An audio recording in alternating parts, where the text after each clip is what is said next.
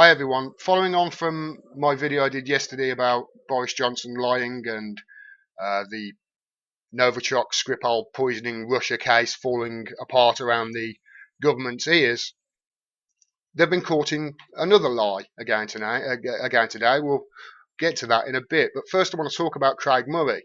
He went on RT yesterday. For those of you who don't know, Craig Murray used to be UK ambassador to Uzbekistan during the early 1990s, and he was there and he saw what was happening when they dismantled and took away chemical weapons from the chemical weapons plant in Uzbekistan, which was part of the Soviet Union, not Russia.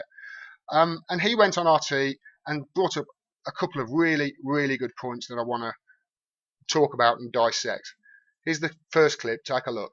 I published on my blog a fortnight ago that sources within the Foreign and Commonwealth Office had told me that Porton Down scientists were unable to say it was made in Russia, and that they were under very heavy pressure from the government to say that, and they were refusing to say it. And today it's been confirmed that my sources were telling me the truth.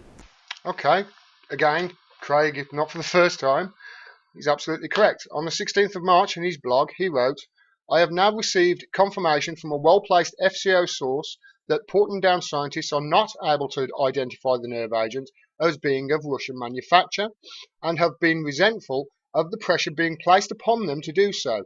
Porton Down would only sign up to the formulation of a type developed by Russia after a rather difficult meeting where this was agreed as a compromise formulation."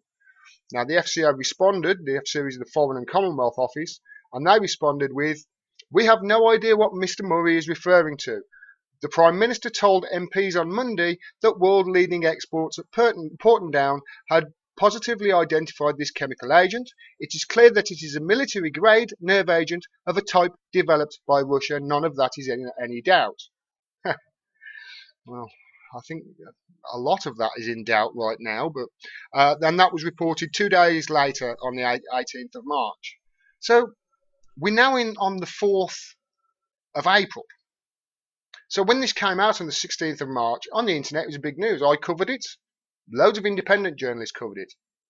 The establishment press in the UK just didn't. We'll put a pin in that and come back to it, because what Craig says next in that interview is very interesting.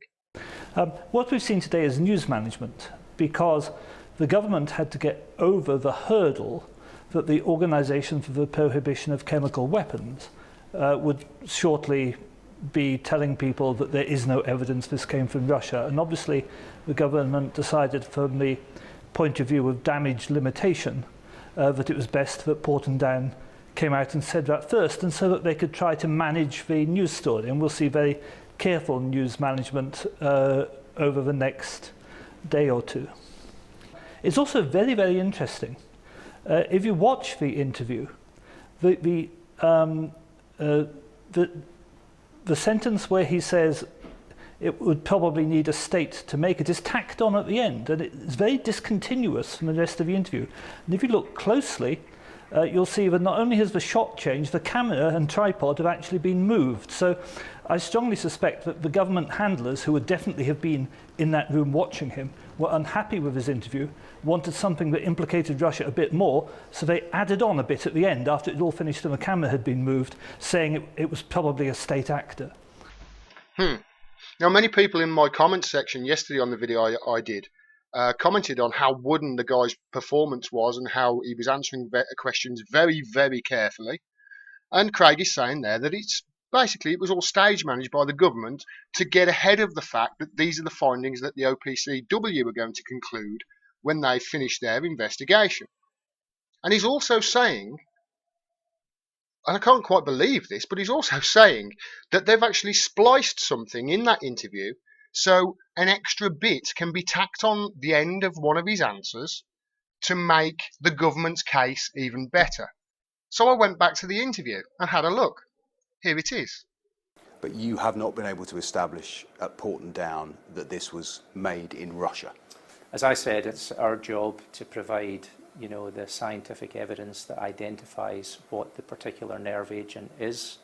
We identified that it was from this family and that it's a military-grade nerve agent, but it's not our job to then say where that actually was manufactured. Did you see that? Here it is, close up. And that it's a military grade nerve agent, and that it's a military grade nerve agent. It gets worse. It gets worse. Because this guy from the Foreign and Commonwealth Office made a speech around that time, and in that speech he said this: analysis by world-leading experts at the Defence Science and Technology Laboratory at Porton Down made clear that this was a military-grade Novichok nerve agent produced in Russia. The guy at the Foreign and Commonwealth Office said it, and if you want proof of him saying it, here's a copy of the tweet that they sent out when he made the speech. Let me just highlight the bit that he lied. Porton Down made clear that this was a military-grade Novichok nerve agent produced in Russia. There you go. Foreign and Commonwealth Office have said it.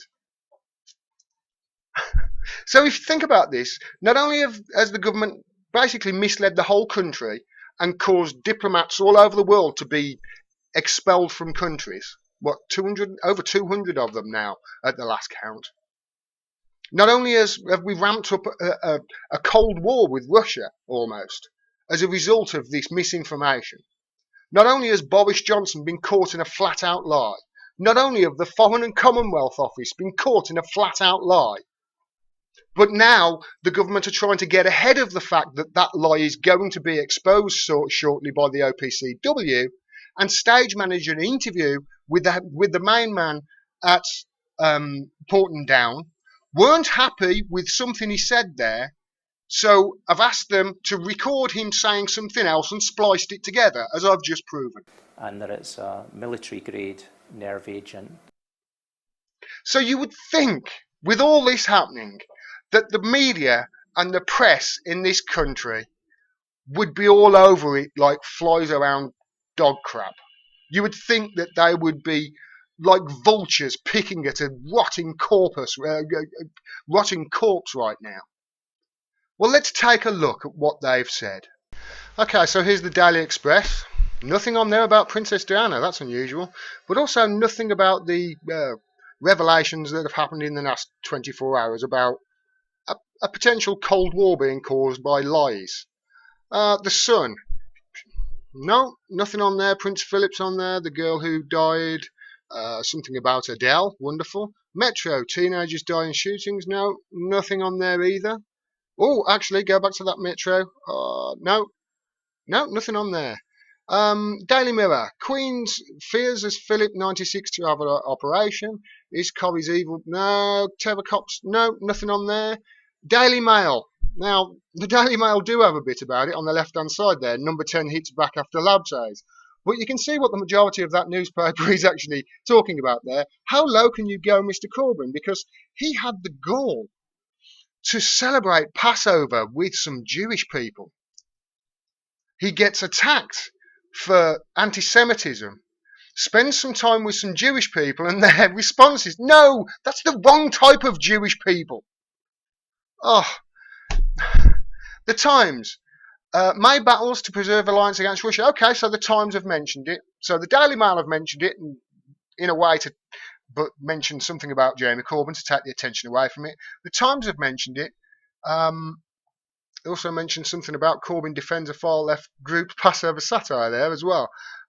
There is something in the Daily Telegraph there. Russia to blame, insists number 10. That is one of the smallest headlines on there. And this is why I say The Guardian is the best of a bad bunch in the UK.